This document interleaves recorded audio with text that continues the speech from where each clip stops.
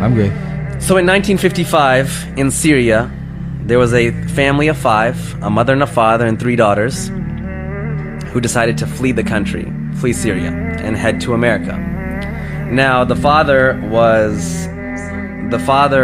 told the wife and the 3 daughters, listen, I'm going to go to America, I'm going to go to California, I'm going to get everything set up, and then 3 weeks later, you and the 3 daughters come meet me in California.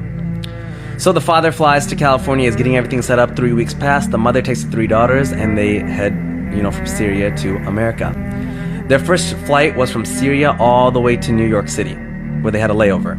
Now, when they landed in New York City, the customs said, hey, you guys are here new to America.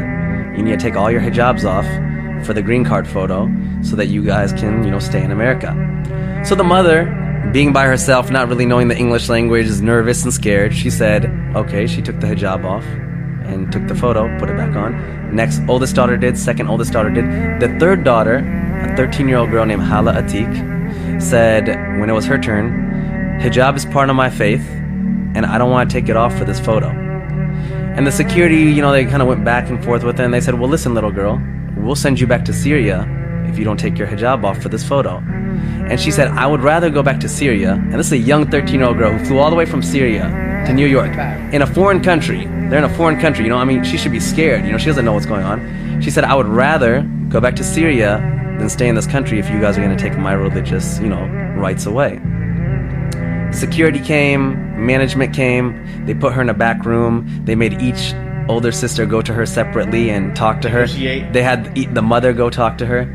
Then the 13-year-old girl said, I don't care who you bring back here, I will not take my hijab off for this green card photo. After 2.5 hours passed, the whole security's there, management's there, cops are there. They finally said, hey, little girl, you can keep your hijab on, you can take the photo. And I have the photo, it's a beautiful photo, it's a black and white photo. What year is this again? What was this? 1955. Wow. Now the mom is super upset at this time because she's nervous, she's missing her husband. Syria to New York is not an easy flight. And she's like, you're so stubborn, why don't you just listen to me? So they grab their suitcases and she's like pissed off at her daughter. And they run to their next gate, they miss their flight. So now this family who spent all their money, they're like, Syrian refugees, they're now like even more scared and even more worried. And the mom's like, now what do we do? They go to United Airlines, they talk to them, they negotiate, they're like, well, we can't do anything, you guys are making it difficult. Finally, they mutually agree that we'll put you on the next flight to California. They get on the next flight. While they're flying to California, the mom is yelling at this 13-year-old girl like the entire time, like, you're so stubborn, I miss my husband, I'm tired. They land in California, and their husband's, the father's there, and he's in tears and he's crying. And he's like, you're alive, you're alive. And they're like, why wouldn't we be alive?